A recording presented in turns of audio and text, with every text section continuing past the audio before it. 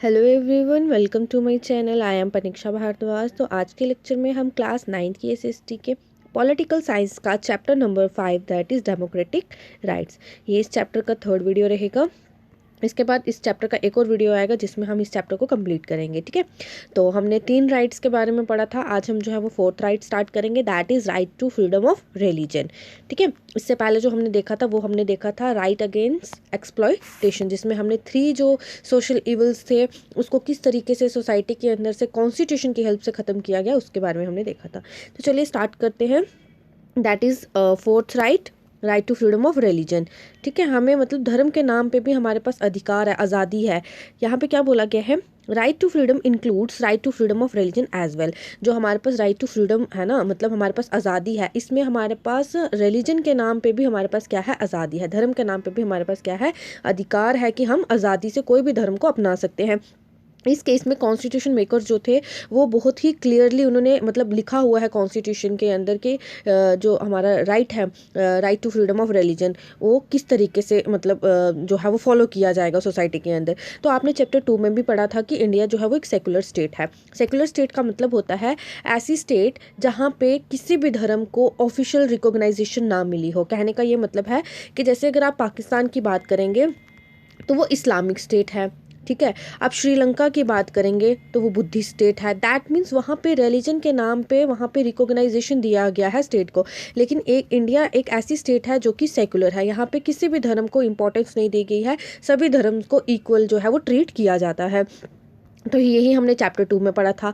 ज़्यादातर लोग जो है इंडिया के और वर्ल्ड के भी अगर आप बात करेंगे तो डिफरेंट वर्ल्ड में भी बहुत सारी ऐसी कंट्रीज़ हैं जहाँ पे लोग जो है वो अलग अलग धर्म को क्या करते हैं, फॉलो करते हैं। और कुछ तो ऐसे लोग हैं जो किसी भी धर्म को नहीं मानते। सेकुलरिज्म जो है वो किस आइडिया के ऊपर बेस्ड करता है, दैट की जो स्टेट है वो ह्यूमन बींग्स के रिलेशंस के साथ कंसर्न करेगी, ना कि ह्यूमन बींग्स का क्या रिलेशन है या कौन से धर्म से हैं, वो कौन से भगवान को मानते हैं। इस चीज़ के ऊपर सेकुलरिज्म का आइडिया बेस नहीं करता है। सेकुलरिज्म का आइडिया जो है वो सिर्फ और सिर्फ ह्यूमन बींग्स के साथ जो है वो रिलेट करता है कि ह्यूमन बींग कैसा है, ना कि ह्यूमन बींग कौन से धर्म का है, कौन सी जात का है, कौन से भगवान को मानता है, कौन से को नहीं मानता है। इस चीज़ के साथ सेकुलरिज्म का आइडिया जो है वो उसको फॉलो नहीं किया जा सकता।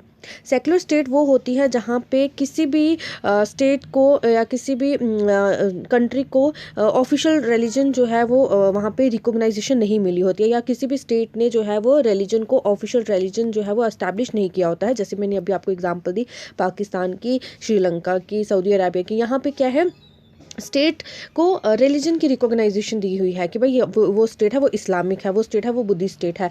बल्कि ऐसा नहीं होना चाहिए। ऐसा होना चाहिए कि जहाँ पे सिर्फ और सिर्फ एक ही पर्सन को मतलब डिफरेंट पर्सन जो है जिस जिस भगवान को फॉलो करते हैं, जिस जिस रिलीजन को फॉलो करते हैं, उनको वो करने देना चाहिए। तभी हम कहेंगे कि वहाँ डेमोक्रेसी है और वहाँ पे सिटीजन्स को उनके राइट्स दिए गए हैं। अब इंडियन सेकुलरिज्म जो है वो इस attitude of a principle and equal distance from all religion, यही चीज़ मैंने अभी आपको बोली कि इंडिया एक ऐसी कंट्री है जहाँ पे सेकुलरिज्म के कंसेप्ट को फॉलो किया जाता है। यहाँ पे क्या है, कोई भी पर्सन जो है वो किसी भी रिलीजन को जो है वो एक्सेप्ट कर सकता है, किसी भी रिलीजन को फॉलो कर सकता है, उसको प्रैक्टिसाइज कर सकता है और प्रमोट कर सकता है। स्टेट जो है, स्टेट वर्ड मैंने आपको पहले भी बोला था, कई बार हम कंट्री के लिए भी यूज़ करते हैं, तो यहाँ पे कंट्री के लिए ही स्टेट यूज़ किया जा रहा है। तो स्टेट जो है वो न्यूट्रल रहती है और इम्पार्शियल रहती है। जितने भी रिलीजन्स के साथ अगर वो डील करती है ना, तो उन सब के साथ वो इम्पार्शियल रहेगी और न्यूट्रल रहेगी, एक जैसी रहती है और फेयर रहती है। ठीक है, जैसे अगर बात करें हम, ठीक है, एक हिंदू पर्सन है, एक मुस्लिम पर्सन है, एक सिख पर्सन है और एक क्रिश्चियन पर्सन है। अब हिंदू पर्सन ने चोरी कर ली, ठीक है, चोरी कर ली, मुस्लिम ने किसी का मर्डर कर दिया, सिख ने क्या किया, कानून को वायलेट कर दिया, और क्रिश्चियन ने कुछ भी नहीं किया।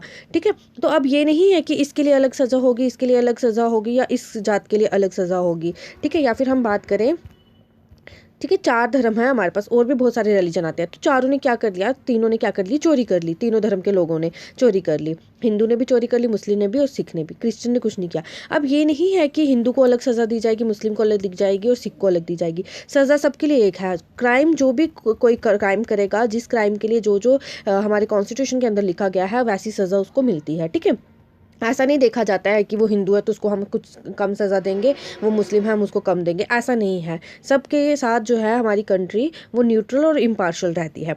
हर एक पर्सन के पास अधिकार है कि वो प्रोफेस कर सकता है, प्रैक्टिस कर सकता है और प्रोपोगेट कर सकता है, यानी कि वो किसी भी धर्म को मान सकता है, उसको उसकी प्रार्थना कर सकता है, पूजा कर सकता है, उस धर्म का उपचार कर सकता है, ठीक है, जिसके ऊपर वो यकीन करता है, चाहे वो लड़का हो चाहे वो लड़की हो, जिस भी भगवान को, जिस भी धर्म को वो मानता है, उसको वो उसका उपचार भी कर सकता है, उसकी पूजा पाठ भी कर सकता है, और उसको जो है वो मान सकता है। देन कोई भी रिलीजियस ग्रुप जो है या सेक्ट जो है वो रिलीजियस मतलब फ्री है कि अपने रिलीजियस अफेयर्स को लेकर किसी भी तरह से वो पूजा पाठ कर सकते हैं, उनको किसी तरीके से रोका नहीं जा सकता है। Right to propagate one's religion however does not mean that a person has right to compel another person to convert into his religion by means of force, fraud, inducement और अल्यूरमेंट। कहने का ये मतलब है कि अगर कि किसी एक पर्सन के रिलीजन को प्रोपोगेट करना, अपने मतलब उपचार करना, इसका ये मतलब नहीं है कि आप अगर अपने धर्म को लेके आप बोल रहे हो कि हमारा धर्म ऐसा है वैसा है, तो आप इसका ये मतलब नहीं है कि आप दूसरे के धर्म को जो है वो बुरा भला कहोगे या फिर दूसरे पर्सन को बोलोगे कि हमारे धर्म में क्या कर लो, कन्वर्ट कर लो, ठीक है। उसको आप फोर्सफुली जो है वो उसको कन्वर्ट करने के लिए मजबूर नहीं कर सकते, ना ही उसके साथ धोखाधड़ी कर सकते हो, ना ही उसके साथ इंड्यूसमेंट और अल्यूरमेंट कर सकते हो। इंड्यूसमेंट का मतलब होता है ना ही उसको आप बहला फुसला कर उसको आप अपने धर्म में ला सकते हो, ना ही उसको किसी तरह की लालच देकर अपने धर्म में उसको बोल सकते हो कि अपना धर्म जो है वो जैसे समझ लीजिए एक हिंदू है और एक मुस्लिम है, ठीक है। अब ये हिंदू पर्सन जो है ये मुस्लिम पर्सन को किसी भी तरीके से ना ही फोर्सफुली, ना ही फ्रॉड करके, ना ही इंड्यूसमेंट करके, ना ही अल्यूरमेंट करके उसको अपने धर्म में, उसको ये नहीं बोलेगा कि तुम मुस्लिम धर्म छोड़ के हिंदू में आ जाओ। अगर किसी भी पर्सन का अपना मन होगा, अपनी विल होगी कि वो अपना धर्म चेंज करना चाहता है, तब वो कर सकता है, लेकिन आप किसी के साथ फ्रॉड नहीं कर सकते। Freedom to practice religion does not mean that a person can do whatever he wants in the name of religion. कहने का यहाँ मतलब ये है कि आपको अगर आपके धर्म को उसको मतलब उसकी पूजा पाठ करने के लिए या किसी भी चीज़ की आज़ादी मिली है अपने धर्म को प्रमोट करने के लिए, तो इसका ये मतलब नहीं है कि एक इंसान जो है वो किसी अपने भगवान के नाम पे, धर्म के नाम पे कुछ भी गलत काम करना शुरू कर दे, ठीक है। जैसे कि यहाँ पे एग्जाम्पल दी है कि एक पर्सन जो है वो धर्म के नाम पे किसी पर्सन को मतलब किसी ह्यूमन बीइंग का बलि नहीं लगा सकता, किसी एनिमल की बलि नहीं लगा सकता है, ठीक है। बोला जाता है ना कि हमारे धर्म में हमारा भगवान खुश हो जाएगा, हमारे देवी देवताएं खुश हो जाएंगे अगर हम किसी जानवर को मार दें या हम किसी इंसान को मार दें। तो ये इस चीज़ की कॉन्स्टिट्यूशन जो है या हमें जो हमारी जुडिशल सिस्टम है वो इस चीज़ की हमें इजाज़त नहीं देता है।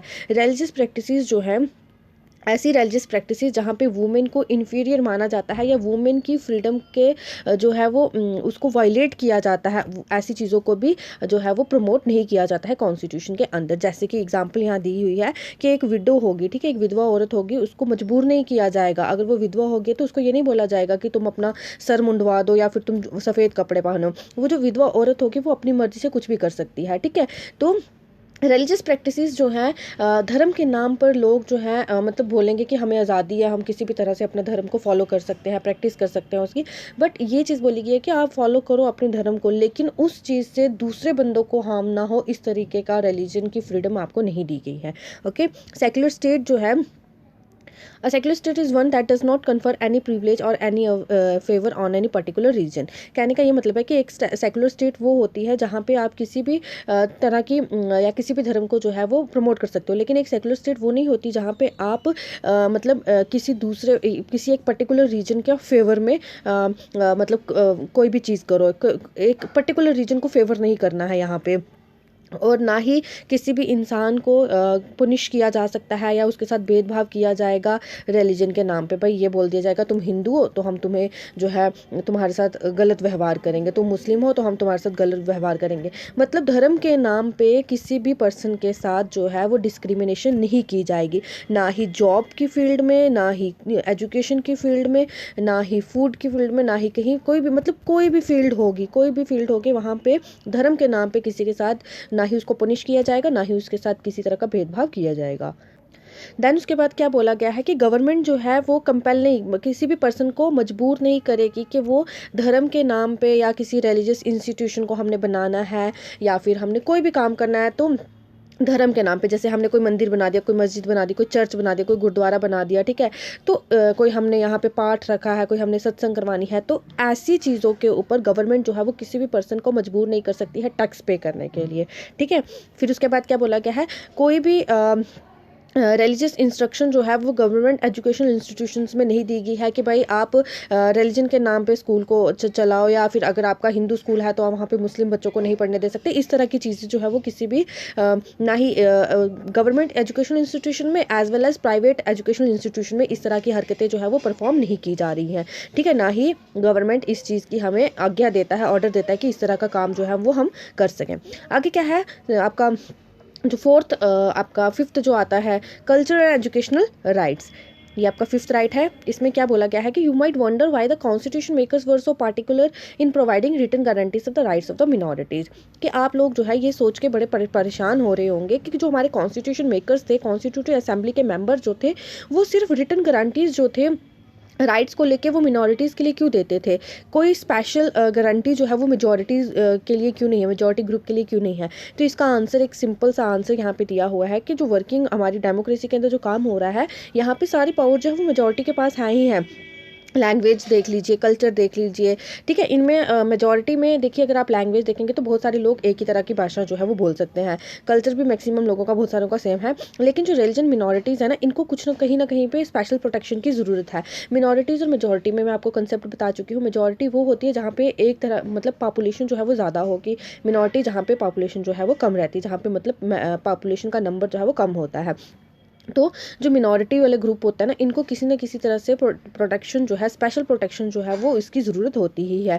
ठीक है, दे मे गेट नेग्लेक्टेड और undermined under the impact of the language, religion and culture of the majority. कई बार ये जो है इनको नेग्लेक्ट किया जाता है, ठीक है, नज़रअंदाज कर दिया जाता है। इनकी लैंग्वेज के मतलब इनका बहुत बहुत कम लोग होंगे जो मतलब लैंग्वेजेस अगर आप देखें तो बहुत उनकी लैंग्वेज का इम्पैक्ट पड़ता है, उनका धर्म का इम्पैक्ट पड़ेगा, कल्चर का इम्पैक्ट पड़ेगा। मतलब मेजॉरिटी से मिनॉरिटी की अगर आप बात करेंगे तो इनका लैंग्वेज का, इनका रिलीजन का, इनका कल्चर का इम्पैक्ट जो है वो मेजॉरिटी के कंपैरेटिवली कम रहता है। दैट्स वाई इनको स्पेशल प्रोटेक्शन दी जाती है। और इसीलिए कॉन्स्टिट्यूशन जो है उसने कल्चरल एजुकेशनल राइट्स जो है वो मिनॉरिटीज़ के लिए रखे हुए हैं। जैसे कि कोई भी सेक्शन होगी सिटीजन्स की, कोई भी सेक्शन जो है सिटीजन्स की जिसकी डिस्टिंक्ट लैंग्वेज है, अलग लैंग्वेज होगी, अलग कल्चर होगा, उसको ये अधिकार जो है वो दिया जाएगा। ठीक है, दूसरा आता है कल्चरल एजुकेशनल राइट, यानी कि उसको पढ़ने का मौका दिया जाएगा। अब यहीं पे इन्हीं पॉइंट्स को आगे डिस्कस किया गया है कि एडमिशन जो होगी किसी भी एजुकेशनल इंस्टीट्यूशन में, चाहे वो गवर्नमेंट इंस्टीट्यूशन हो, चाहे वो गवर्नमेंट के मतलब प्राइवेट हो, तो कोई भी स्कूल जो है वो मना नहीं करेगा, कोई भी एजुकेशनल इंस्टीट्यूशन जो है वो मना नहीं करेगा उस सिटीज़न को कि भाई तुम्हारी रिलीजन दूसरा है, तुम्हारी लैंग्वेज दूसरी है, तुम इस मिनॉरिटी से मतलब रिलीजन मिनॉरिटी के ग्रुप से बिलोंग करते हो तो हम आपको एडमिशन नहीं देंगे। तो ये अगर वो ऐसा करता है दैट मीन्स वो वॉयलेट कर रहा है लॉ को। ठीक है, तो वो कानून की बात नहीं मान रहा है, वो उस बच्चे से, उस सिटीजन से उसका अधिकार छीन रहा है, तो उसके अगेंस्ट स्ट्रिक्ट एक्शन भी किया जा सकता है।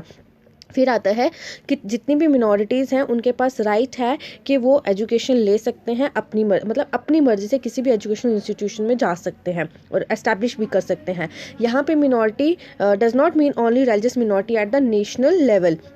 यहाँ पे ये नहीं है, यहाँ पे मिनॉरिटी का मतलब ये नहीं है कि सिर्फ नेशनल लेवल पे जो रिलीजियस मिनॉरिटी होगी सिर्फ उन्हीं के साथ जो है उन्हीं को एजुकेशनल इंस्टीट्यूट में अपनी मर्ज़ी से जाने दिया जाएगा। कुछ प्लेसेस ऐसी होती हैं जहाँ पे बहुत सारे लोग जो है वो एक ही तरह के, मतलब मेजॉरिटी के जो लोग हैं वो एक ही तरह की लैंग्वेज जो है वो बोल रहे होते हैं, और कुछ ऐसे एरियाज़ हैं जहाँ पे लोग जो हैं वो मिनॉरिटी में मतलब लैंग्वेज बोल रहे होते हैं। यहाँ पे देखिए एग्जाम्पल से ही आपको ये चीज़ क्लियर होगी। जैसे अगर आप आंध्र प्रदेश की बात करेंगे तो वहाँ पे तेलुगु बोली जाती है। ठीक है, तेलुगु बोलने वाले लोग जो है वो मेजॉरिटी में हैं, but they are a minority in the neighbouring state of Karnataka. अगर आप कर्नाटका की बात करेंगे तो वहाँ पे नेबरिंग स्टेट है उनके, ठीक है, पड़ोसी राज्य है, तो यहाँ पे उनका जो अगर आप ग्रुप आ जाएगा ना वो मिनॉरिटी ग्रुप आ जाएगा। तो दैट मीन्स ये मतलब नहीं है कि आंध्र प्रदेश में ही सिर्फ वो एडमिशन ले सकते हैं तो वो कर्नाटका के अंदर नहीं ले सकते, ऐसा नहीं है। ठीक है, अगर कहीं पे वो मेजॉरिटी ग्रुप है तो कहीं ना कहीं पे वो मिनॉरिटी ग्रुप में भी आ सकता है वो पर्सन। दैट इज़ वाई बोला गया है कि यहाँ पे minority does not mean only religious minority at the national level. यहाँ पे ये नहीं है, मिनॉरिटी का ये मतलब नहीं है कि वो सिर्फ नेशनल लेवल पे ही मिनॉरिटी हो सकती है, वो स्टेट लेवल पे भी हो सकती है। आप जैसे यहाँ पे क्या बोला गया था कि आंध्र प्रदेश में तेलुगु बोली जाती है तो तेलुगु बोलने वाले लोग बहुत ज़्यादा हैं, लेकिन वहीं अगर आप कर्नाटका में चले जाएंगे तो तेलुगु बोलने वाले लोगों की मिनॉरिटी आपको देखने को मिलेगी। वैसे ही पंजाब के अंदर आपको सिख कम्युनिटी जो है वो देखने को मिलेगी, लेकिन अगर आप राजस्थान, हरियाणा और दिल्ली में चले जाएंगे तो वही सिख मेजॉरिटी जो है वो इन रीजन्स के अंदर मिनॉरिटी ग्रुप में आ जाएगी। तो यहाँ पे इनको एजुकेशन जो है अचीव करने में अपने राइट्स, यहाँ पे इनके राइट्स इनसे छीन नहीं लिए जाते हैं, ठीक है। अगर वहाँ पे इनके राइट्स को वॉयलेट किया जाता है या इनके राइट्स से इनको डिप्राइव रखा जाता है, दूर रखा जाता है, तो ये अपने हक के लिए लड़ सकते हैं, ठीक है। अब आपका जो है लास्ट राइट आता है वो है आपका राइट टू कॉन्स्टिट्यूशनल रेमेडीज। इसको heart and soul of the constitution भी बोला गया है। वो क्यों बोला गया है मैं भी बताती हूँ आपको। तो यहाँ पे क्या बोला है, how can we secure these rights. ये जो हमने अभी राइट्स पढ़े अपने 5, इनको किस तरीके से हम सेव करके रख सकते हैं, सिक्योर कर सकते हैं। तो क्या बोला है, राइट्स जो हैं वो गारंटीज़ की तरह होती हैं, ठीक है। अगर they are of no use if there is no one to honour them. तो उनका किसी भी तरह से मतलब कोई यूज़ नहीं होगा अगर उनकी कोई रिस्पेक्ट नहीं करेगा। तो फंडामेंटल राइट्स जो है हमारे कॉन्स्टिट्यूशन के अंदर वो इंपॉर्टेंट इसलिए हैं because they are enforceable. Enforceable का मतलब हो गया है इम्प्लीमेंटेड, कि हम उनको इम्प्लीमेंट कर सकते हैं, ठीक है। वो इम्प्लीमेंटेड हैं by the help of constitution. तो हमारे पास अधिकार है कि हम इन्हीं लॉज को, इन्हीं राइट्स को जो है, जो भी हमने ऊपर राइट्स पढ़े, इन सबको इन्फोर्स किया गया है और हम इन राइट्स को जो है वो मतलब इंजॉय कर सकते हैं। और इन्हीं राइट्स को राइट टू कॉन्स्टिट्यूशनल रेमेडीज़ भी बोला गया है। रेमेडीज़ का मतलब ही क्या होता है, उपाय। तो क्या बोला गया है कि जब वो वो जो 5 के 5 राइट्स हैं, जब वो आपके 5 के 5 राइट्स आपके मतलब उन 5 राइट्स में से किसी भी एक राइट को की वायलेशन हो रही है या आपको वो अधिकार नहीं दिया जा रहा है, तो इस राइट के तहत, राइट टू कॉन्स्टिट्यूशनल रेमेडी के तहत आप क्या कर सकते हैं, सुप्रीम कोर्ट और हाई कोर्ट में डायरेक्टली जाके जो है वो अप्रोच कर सकते हैं। इसीलिए इसको heart and soul of the constitution भी बोला गया है, ठीक है। जैसे मैं आपको एक एग्जांपल देती हूँ, हमने अभी पढ़ा right to freedom of religion, ठीक है। अब क्या है, एक हिंदू पर्सन है, इसको जो है वो, मैं एक एग्जांपल्स के तौर पे आपको समझाती हूँ ताकि आप इजीली समझ जाए। इसको जो है वो पूजा नहीं करने दी जा रही है, ठीक है। ये मतलब ऐसे एरिया में रहता है जहाँ पे मैक्सिमम जो है वो मुस्लिम कम्युनिटी, सिख कम्युनिटी जो है वो रहती है। तो अब ये हिंदू जो है इसको पूजा नहीं करने दी जा रही, क्योंकि मुस्लिम्स बोल रहे हैं हम यहाँ पे हिंदूज़ को अलो नहीं करेंगे, ठीक है, क्योंकि हम यहाँ पे अपने जो है अपनी अपनी कम्युनिटी के लोग रह रहे हैं, हम यहाँ पे हिंदूज़ को अलो नहीं करेंगे, ना ही पूजा करने देंगे। अब ये हिंदू का पर्सन जो है ना, हिंदू पर्सन जो है, ये क्या करेगा, इसका राइट तो वायलेट हो गया। इसने बोला कि हमें तो कॉन्स्टिट्यूशन ने राइट दिया था कि हम कहीं पे भी अपने रिलीजन को फॉलो कर सकते हैं, उसकी प्रैक्टिस कर सकते हैं। तो अब ये तो हमें करने नहीं दे रहे। तो इस राइट के तहत, राइट टू कॉन्स्टिट्यूशनल रेमेडी के तहत, ये सुप्रीम कोर्ट, हाई कोर्ट या कहीं पे भी किसी भी कोर्ट में जाके अपील कर सकता है कि भाई मेरे साथ जो है मेरे राइट को वायलेट किया जा रहा है, आप अपनी मतलब मुझे हेल्प दो और मेरे को वो अधिकार वापस लेने में मेरी मदद करो, ठीक है। फिर ये भी एक फंडामेंटल राइट है। ये राइट जो है वो दूसरे राइट्स की तरह इफेक्टिव है, ये भी काम मतलब काम किया जाता है, इसका भी बहुत ज़्यादा क्या है असर है। It is possible that sometimes our rights में भी वायलेटेड। देखिए ये चीज़ मैं आपको पहले ही बोल चुकी हूँ कि कई बार ऐसा होता है कि हमारे जो अधिकार हमें कॉन्स्टिट्यूशन ने दिए हैं, वो कई बार उसको कोई सिटीज़न, कोई प्राइवेट बॉडी या कोई गवर्नमेंट ही उसको क्या कर देती है, वायलेट कर देती है। तो जब भी कोई हमारा राइट जो है वो वायलेटेड होता है, तो हमें जो उपाय है वो कौन देता है, सुप्रीम कोर्ट। यानी कि हमें वो जो वायलेशन हुई होती है हमारी अधिकार राइट्स के साथ, तो उसको ठीक कौन करता है, हमें उससे प्रोटेक्ट कौन करता है, उसको मतलब ठीक कौन करेगा, तो वो करेगी हमारे court. If it is fundamental right we can directly approach the, ये भी एक फंडामेंटल राइट है। तो इसी राइट के तहत हम जो है वो डायरेक्टली अप्रोच कर सकते हैं सुप्रीम कोर्ट में या हाई कोर्ट में, ठीक है। इसलिए डॉक्टर BR अम्बेडकर जो थे, उन्होंने इस राइट को, कौन सा राइट है, राइट टू कॉन्स्टिट्यूशनल रेमेडी, इसको heart and soul of our constitution भी बोला है। क्योंकि अगर ये नहीं होगा, इस राइट के, अगर ये वाला राइट नहीं होगा, तो हम कोर्ट्स में जाके अप्रोच नहीं कर पाएंगे, डायरेक्टली कोर्ट्स में जाके अप्रोच नहीं कर पाएंगे। इसी राइट के तहत जो है हम किसी भी चीज़, कोई भी अगर हमारे साथ गलत होता है या हमारी वायलेशन होती है किसी भी चीज़ के, तो हम कोर्ट में जाके अपील कर सकते हैं। फंडामेंटल राइट्स जो है वो गारंटी होते हैं किसके एक्शन के अगेंस्ट, लेजिस्लेचर, एग्जीक्यूटिव या any authority instituted by the government. Government के द्वारा कोई भी अथॉरिटी जो है, जो भी काम कर रही है, जैसे लेजिस्लेचर हो गया, एग्जीक्यूटिव हो गया, और भी बहुत सारी अथॉरिटीज़ होती है जो गवर्नमेंट के अंडर होती हैं। अगर वो कोई गलत काम कर देती हैं या कोई भी मतलब ऐसा एक्शन कर देती हैं जो हमारे फंडामेंटल राइट्स को वायलेट कर रहे होते हैं, तो हम जो है वो सुप्रीम कोर्ट में जा सकते हैं। There can be no law, तो हमारे पास ऐसा कोई भी लॉ नहीं है जो क्या करेगा हमारे फंडामेंटल, मतलब कोई भी ऐसा लॉ नहीं बना है जो हमारे फंडामेंटल राइट्स को वायलेट कर सकता है। तो अगर ऐसा कोई काम लेजिस्लेचर या एग्जीक्यूटिव कर देती है, ठीक है, मतलब जिसमें हमारे फंडामेंटल राइट्स जो हैं वो वायलेट हो जाते हैं, तो उनको इनवैलिड माना जाता है। जैसे लेजिस्लेचर ने कोई ऐसा बिल पास कर दिया जिसमें हमारे फंडामेंटल राइट्स जो हैं वो वायलेट हो रहे हैं, तो वो जो लॉ बना होगा ना, वो इनवैलिड माना जाएगा। और ऐसे लॉज को जो सेंट्रल या स्टेट गवर्नमेंट के द्वारा बनाए जाते हैं या फिर कोई गवर्नमेंट जो है कोई पॉलिसी बना देती है या कोई इस तरह का एक्शन ले लेती है जिसमें हमारे फंडामेंटल राइट्स जो हैं वो क्या हो रहे होते हैं, वायलेट हो रहे होते हैं, तो हम उनके अगेंस्ट जो है वो स्ट्रिक्ट एक्शन ले सकते हैं और हम सीधा कोर्ट में जाके अप्रोच कर सकते हैं। कोर्ट जो है फिर वो क्या करेगी, इन्फोर्स करेगी, मतलब बोलेगी कि भाई हाँ, कोर्ट देखेगी, वो आगे सुपरवाइज करेगी कि वो चीज़ सही है या गलत है। अगर वो चीज़ आपके फंडामेंटल राइट्स को वायलेट कर रही होगी देन कोर्ट जो है वो उनके अगेंस्ट क्या करेगी, आवाज़ उठाएगी। देन उसके बाद क्या बोला है कि सुप्रीम कोर्ट और हाई कोर्ट के पास इतनी पावर होती है कि वो डायरेक्शंस को इशू करता है, ऑर्डर्स को इशू करता है, या रिट्स जो है उनको इशू करेगा फंडामेंटल राइट्स की इन्फोर्समेंट के लिए। देखिए यहाँ पे रिट्स वर्ड दिया है, तो रिट्स एक तरह का रिटन ऑर्डर होता है जो सुप्रीम कोर्ट या हाई कोर्ट क्या करता है, निकालता है, जिसमें वो कॉन्स्टिट्यूशनल रेमेडीज़ को कमांड करता है, इंडियन सिटीजन्स की कॉन्स्टिट्यूशनल रेमेडीज़ के लिए कमांड करता है। अगर उनका कोई भी फंडामेंटल राइट अगर वायलेट होगा तो वो कॉन्स्टिट्यूशनल रेमेडी के तहत, इस राइट के तहत वो क्या करेगा, उनके अगेंस्ट एक्शन ले सकता है। देन वो क्या करेंगे, अगर वायलेशन हुई होगी उस राइट की तो वो उनको कंपनसेशन भी देनी पड़ सकती है, किसको, विक्टिम को, और पनिशमेंट जो है वो मिलती है वायलेटर को। वायलेटर जो जिसने भी वायलेट किया होगा, जिसने भी उल्लंघन किया होगा राइट का, उसको पनिशमेंट मिलेगी। और जिस विक्टिम के साथ, जिस पीड़ित के साथ वो चीज़ हुई होगी, ठीक है, वायलेशन हुई होगी, उसको जो है कंपनसेशन मिल सकती है। कंपनसेशन पैसे की फॉर्म में भी हो सकती है या किसी भी चीज़ की फॉर्म में हो सकती है। चैप्टर 4 में आपने देखा होगा कि जुडिशरी जो है हमारी कंट्री की वो इंडिपेंडेंट है गवर्नमेंट और पार्लियामेंट के अकॉर्डिंगली। देखिए पार्लियामेंट में आपके पास 2 हाउसेज आ जाते हैं, राज्यसभा और लोकसभा। तो इनसे, और गवर्नमेंट जो भी आपकी गवर्नमेंट अथॉरिटी रहती है, इनसे क्या है, जुडिशरी इंडिपेंडेंट है। गवर्नमेंट और पार्लियामेंट ये आपस में इंटरडिपेंडेंट होते हैं, लेकिन जुडिशरी जो है वो सेल्फ डिपेंडेंट होती है, ये किसी के ऊपर भी डिपेंड नहीं करती है। हमने ये भी नोटिस किया कि जुडिशरी जो है वो बहुत पावरफुल होती है और वो कुछ भी कर सकती है सिटीजन के राइट्स को प्रोटेक्ट करने के लिए। देन उसके बाद क्या बोला है, अगर किसी भी राइट, फंडामेंटल राइट की वायलेशन हो जाएगी, जो एग्रीव्ड पर्सन होगा, एग्रीव्ड पर्सन होता है जो विक्टिम होगा, ठीक है, वो क्या कर सकता है, अपनी मतलब सुझाव के लिए वो कोर्ट में जा सकता है। लेकिन अब क्या है, कोई भी पर्सन जिसको लगता है कि वायलेशन हुई है फंडामेंटल राइट की, वो कोर्ट में जा सकता है, तो अगर वो सोशल या पब्लिक इंटरेस्ट के हित में हो। कहने का ये मतलब है, उसको बोला जाता है it is called public interest litigation, PIL। ये आपने पहले भी पढ़ा होगा। इसके अंडर क्या होता है, इस PIL के अंडर, पब्लिक इंटरेस्ट लिटिगेशन के अंदर, कोई भी सिटीजन या ग्रुप ऑफ सिटीजन जो है वो सुप्रीम कोर्ट या हाई कोर्ट में जा सकते हैं for the protection of public interest. ठीक है, पब्लिक के इंटरेस्ट के प्रोटेक्शन के लिए कोई भी पर्सन जो है या ग्रुप ऑफ सिटीजन जो है वो सुप्रीम कोर्ट और हाई कोर्ट में अप्रोच कर सकते हैं। और गवर्नमेंट, चाहे वो गवर्नमेंट के अगेंस्ट हो, ठीक है, या कोई भी लॉ, कानून ऐसा बना हो, उनको लगे कि उस कानून की वजह से या गवर्नमेंट की वजह से जो पब्लिक का इंटरेस्ट है उसको हार्म हुआ है, तो फिर वो अपील कर सकते हैं।